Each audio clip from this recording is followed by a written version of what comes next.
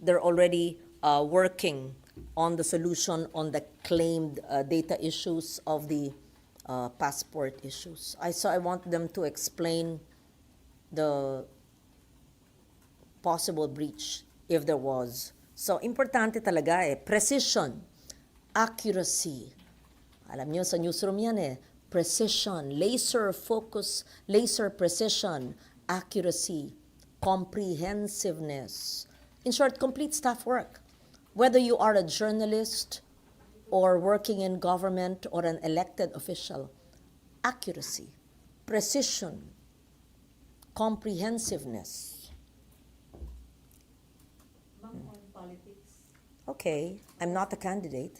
Nag-start na kasi yung filing ng Yes, certificate of yes. candidacy. Ano yung masasabi mo dun sa mga returning senators, yung mga nagpa-file para sa senatorial? Yes. I wish them the best. I'm looking forward to having most, if not all of them, assuming kasha sa 12, in the Senate. And I would look forward to working with our colleagues who were my colleagues before in my past 3 terms. Wala kang concern kasi possible daw na magkaroon ng tatlong magkakapatid. Ilang magkakapatid to? Sa Senate, just in case. It's up to the Filipino people. It's not for a lone senator to decide on that. Nasa botante yan, di ba? Lahat naman yan, kaya nga demokrasya nasa botante yon.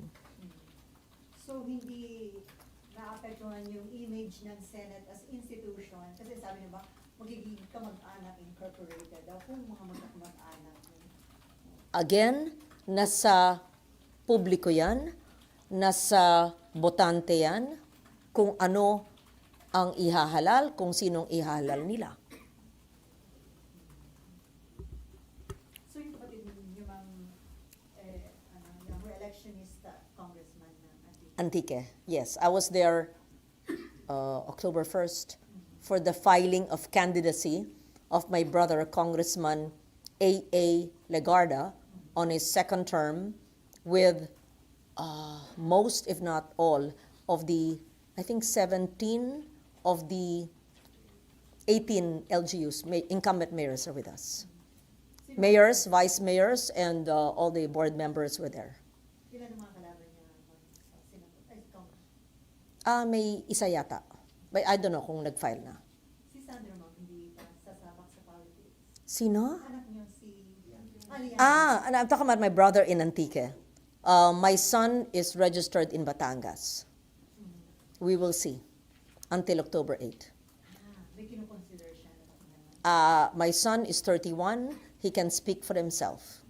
We will see. Pero kinukonsulta ka niya, Ma'am. Of course, he consults me.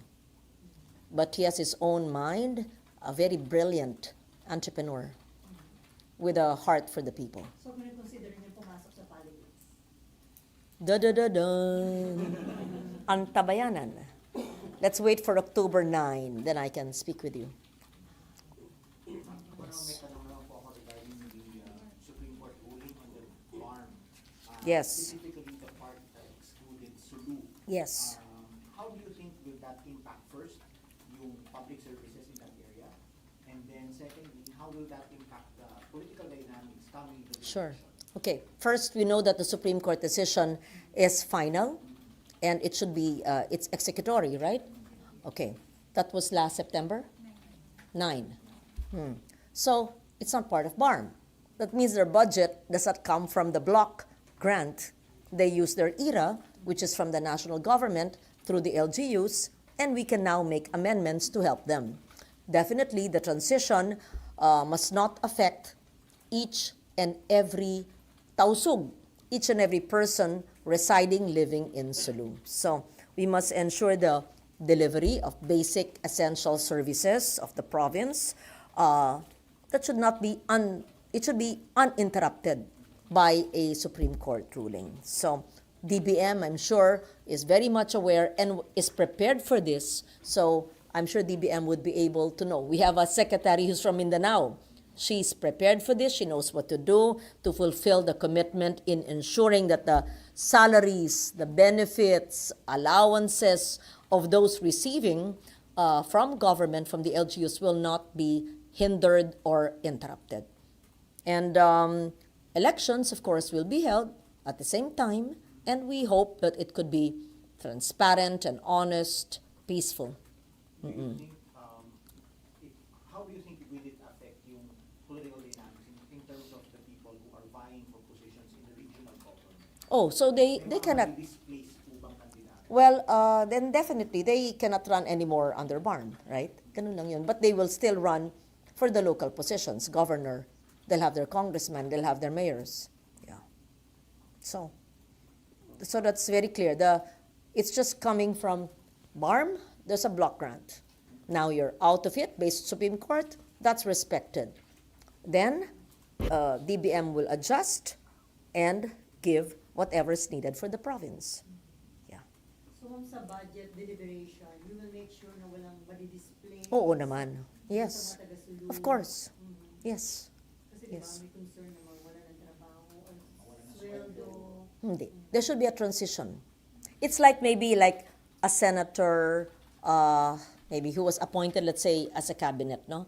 So maybe there's a transition for the staff who are moved to the executive and not in the Senate. Baka ganun. It's just the payment of emoluments and salaries and benefits will be coming instead of the regional government from the block grant now will be coming from the central or national government. But it's still nationally funded because even the block grant of BARM is nationally funded, right?